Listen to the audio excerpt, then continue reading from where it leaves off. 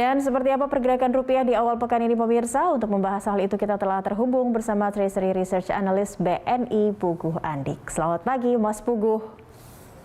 Selamat pagi Mbak Sakti. Baik Mas Puguh, ini pergerakan rupiah sepekan ini tercatat ada penguatan 1,7%. Seperti apa daya tahan rupiah setidaknya gambaran untuk pekan ini, karena ada antisipasi juga ini hati-hati terhadap geopolitik Rusia dan Ukraina, karena Presiden Biden juga sudah menyatakan hal bahwa Rusia sepertinya akan melakukan invasinya begitu. Ini berpengaruh tidak terhadap posisi rupiah?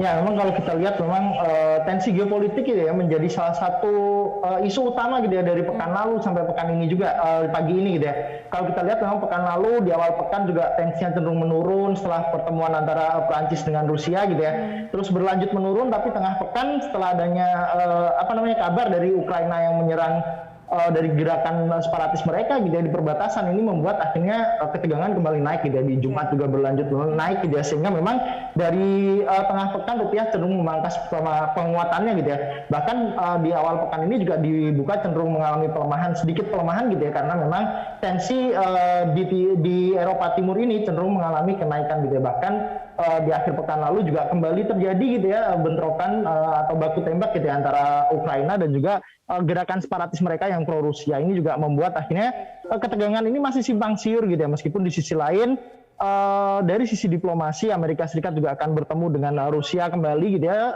dan bahkan ini Presiden Biden juga akan bertemu dengan Putin gitu ya minggu ini. Ini yang cukup positif juga untuk mungkin pergerakan rupiah, sehingga memang kalaupun tertekan rupiah pagi ini akan cenderung terbatas. Oke, baik. Tapi kalau di awal pekan ini posisi rupiah ada di posisi di level berapa Mas Puguh, dan seperti apa analisis Anda untuk pergerakannya? Ya, mungkin kalau kita lihat tadi pembukaan rupiah ada di level 14.340-an gitu ya, dan memang pergerakannya cukup sideways sekali pagi ini.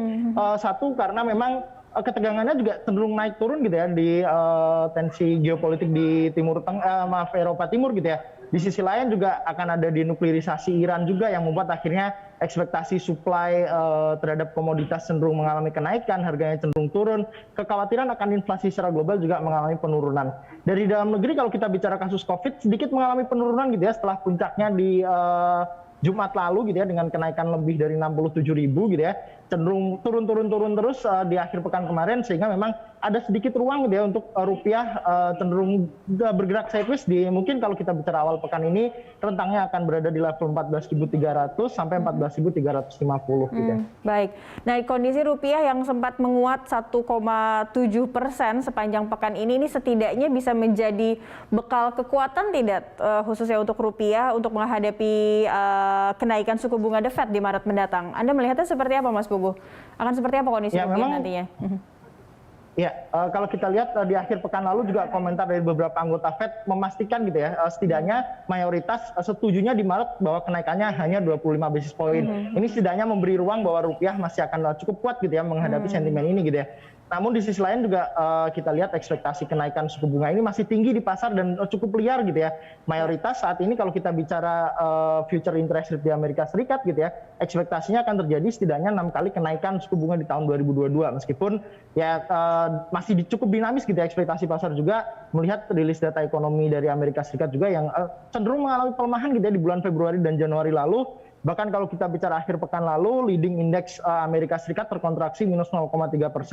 Ini juga memberi ruang lah untuk rupiah setidaknya untuk bertahan gitu ya. Setidaknya sampai akhir bulan Februari nanti kemungkinan besar masih akan berada di bawah level 14.400 gitu ya. Kecuali nantinya benar-benar terjadi invasi Rusia ke Ukraina, sehingga tensi geopolitik naik cukup signifikan, mungkin akan lebih dari 14.400. Tapi melihat kondisi saat ini, rasanya rupiah masih akan berada di level di bawah 14.400 seperti itu. Baik, ada punya ini tadi ya, punya modal kekuatan begitu karena penguatannya belakangan ini. Baik, Anda apa analisa Anda terhadap kemungkinan profit taking begitu untuk melihat karena penguatan rupiah saat ini kan, dan IHSG juga ini memecahkan rekor lagi begitu di 6.900, akan terjadi profit taking dari analisa Anda? Mungkin kalau kita bilang profit taking, mungkin akan ada potensi untuk profit taking gitu ya, apalagi selera resiko pasar cenderung naik turun gitu ya, sehingga mungkin pasar akan cenderung memilih safe haven gitu ya, ada potensi tersebut gitu ya.